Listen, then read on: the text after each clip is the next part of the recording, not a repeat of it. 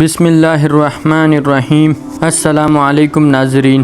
حضرت یونس علیہ السلام کو دریا میں کیوں پھینکا گیا تھا اور آپ مچھلی کے پیٹ میں کیسے پہنچے؟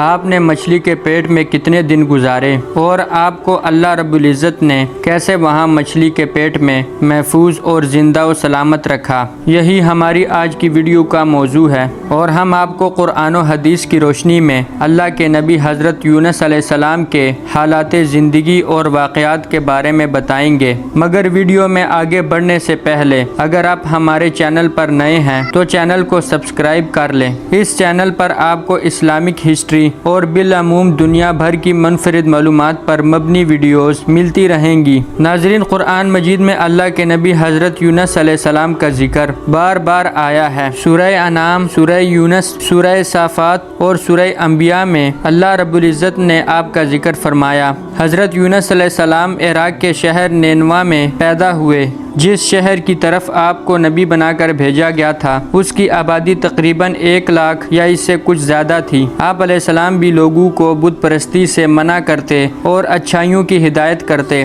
حضرت یونس علیہ السلام کئی سال اپنی قوم کو تبلیغ کرتے رہے۔ قوم باز نہ آئی۔ جب یونس علیہ السلام مایوس ہو گئے تو حضرت یونس علیہ السلام کو لگا کہ اب ان پر اللہ کا عذاب آئے گا اور یہ ہلاک ہو جائیں گے، تو اللہ کے خوف سے یونس علیہ السلام بستی چھوڑ کر نکل گئے۔ اللہ کے علم میں یہ بات تھی کہ جب قوم عذاب دیکھے گی تو توبہ کر لے گی۔ دوسری قومیں عذاب دیکھ کر بھی توبہ نہیں کرتی تھیں اور عذاب کا مذاق اڑاتی۔ توبہ کرنے کے بجائے عذاب کا مذاق اڑانے کی وجہ سے اللہ نے بہت سی قوموں کو تباہ و برباد کر دیا۔ حضرت یونس علیہ السلام کی قوم واحد قوم تھی جس نے جب عذاب دیکھا تو فوراً توبہ کر لی۔ قوم پر ابھی اللہ کا عذاب نازل نہیں ہوا تھا، عذاب کے آثار ظاہر ہو رہے تھے۔ قوم کو لگا کہ اب عذاب آئے گا۔ قوم ڈر گئی تھی کہ حضرت یونس علیہ السلام اب ہمارے درمیان نہیں ہیں۔ قوم کے تمام لوگ جن میں بچے، بوڑھے، جوان اور عورتیں بھی تھیں، سب نے اکٹھے ہو کر اللہ سے توبہ و استغفار کیا تو اللہ نے ان سے عذاب ہٹا دیا۔ حضرت یونس علیہ السلام بستی سے نکل چکے تھے اور ایک کشتی میں سوار ہوئے تو کشتی ڈوبنے لگی۔ کشتی والے نے کہا کہ کشتی کا وزن زیادہ ہو گیا ہے، تو کشتی میں سوار لوگوں نے کہا کہ کوئی شخص ہم میں ایسا ہے کہ کوئی غلام اپنے مولا کی اجازت کے بغیر بھاگا ہے، لہٰذا قرآن اندازی ہوگی تو جس کا نام آئے گا وہ سمندر میں چھلانگ لگائے گا تاکہ دوسرے لوگ بچ جائیں۔ جب قرآن اندازی کی گئی تو حضرت یونس علیہ السلام کا نام آیا۔ اب اللہ کی طرف سے یونس علیہ السلام پر آزمائش آنا شروع ہو گئی، کیونکہ حضرت یونس علیہ السلام نے وحی کا انتظار نہیں کیا تھا اور اللہ کے حکم کے بغیر بستی سے نکل گئے۔ مفسرین نے لکھا ہے کہ یونس علیہ السلام سے اجتماعی غلطی ہوئی جس کی وجہ سے اللہ نے انہیں آزمائش میں مبتلا کر دیا۔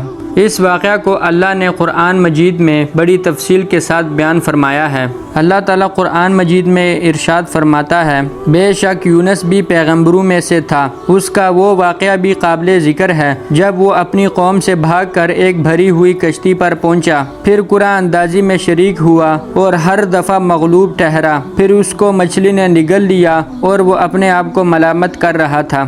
سمندر میں چھلانگ لگانے کے بعد حضرت یونس علیہ السلام کو ایک بڑی مچھلی نے نگل لیا۔ اللہ رب العزت نے اس مچھلی کو حکم دے دیا کہ ہم نے اسے تیری غذا کے لیے تیرے پیٹ میں داخل نہیں کیا بلکہ تیرے پیٹ کو اس کا قید خانہ مقرر کیا ہے۔ خبردار اس کو ایک بال برابر نقصان نہ پہنچے، یہ تیرے پیٹ میں اس طرح محفوظ رہے جیسے بچہ ماں کے پیٹ میں محفوظ رہتا ہے۔ چنانچہ مچھلی دریا میں اپنا منہ باہر نکال کر چلتی تھی تاکہ یونس علیہ السلام کا دم نہ گھٹے۔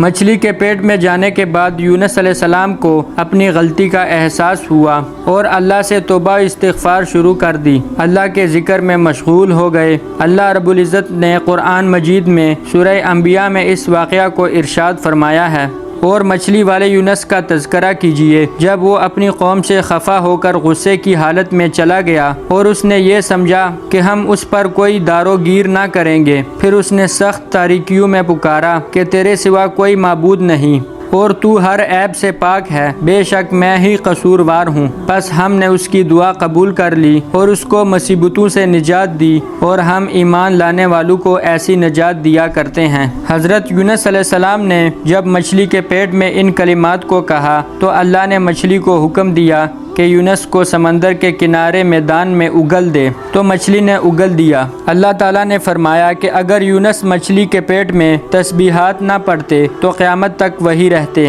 جیسا کہ قرآن مجید میں ارشاد ہے، پس اگر یہ بات نہ ہوتی کہ وہ یاد کرتا پاک ذات کو تو اسی مچھلی کے پیٹ میں اس دن تک پڑا رہتا جس دن مردے زندہ کیے جائیں گے۔ اس آیت سے یہ سمجھنا غلط ہے کہ اگر یونس علیہ السلام تسبیح نہ کرتے تو وہ مچھلی قیامت تک زندہ رہتی، بلکہ مطلب یہ ہے کہ اس مچھلی کے پیٹ ہی کو یونس علیہ السلام کی قبر بنا دیا جاتا۔ 40 دن کے بعد آپ کو مچھلی کے پیٹ سے رہائی ملی۔ مچھلی کے پیٹ سے جب آپ نکلے تو آپ کا جسم اس قدر نرم ہو گیا تھا کہ مچھر یا مکھی کے بیٹھنے کی تاب بھی آپ کو نہ تھی۔ جب مچھلی نے سمندر کے کنارے آپ کو اگل دیا تھا تو سمندر کے کنارے پر کچھ بھی نہ تھا، نہ چھاؤ نہ رہنے کی جگہ، تو اللہ نے اپنی قدرت سے وہاں ایک درخت اگایا جس کی چھاؤں میں آپ رہے۔ پھر اس کے بعد اللہ نے یونس علیہ السلام کو حکم کیا کہ اب دوبارہ اپنی قوم کی طرف جاؤ، اور ہم نے اس قوم سے عذاب کو ختم کر دیا ہے۔ یونس علیہ السلام کے ساتھ جو یہ معاملہ پیش آیا، حقیقت میں یہ سزا نہیں تھی بلکہ ان کے درجے کو اور زیادہ بلند کرنا تھا، رہتی دنیا تک لوگوں کو بتانا کہ اللہ کے اپنے محبوب بندوں کے ساتھ معاملات کیا ہوتے ہیں۔ جب یونس علیہ السلام اپنی قوم کی طرف واپس گئے تو وہاں کے لوگوں نے آپ کا استقبال کیا اور نہایت تعظیم و تکریم سے آپ کو شہر لے گئے اور مدت تک آپ کی فرما برداری کرتے رہے۔ آپ کی وفات بھی نینوا میں ہوئی اور وہیں آپ کی قبر مبارک ہے۔ ناظرین، امید کرتا ہوں کہ آج کی یہ ویڈیو آپ کو پسند آئی ہوگی۔ ملتے ہیں بہت جلد ایک نئی تاریخی، تحقیقی اور معلوماتی ویڈیو کے ساتھ۔ دیکھتے رہیے شنواری ٹی وی۔ تب تک کے لیے اپنا خیال رکھیں۔ اللہ آپ کا حامی و ناصر ہو۔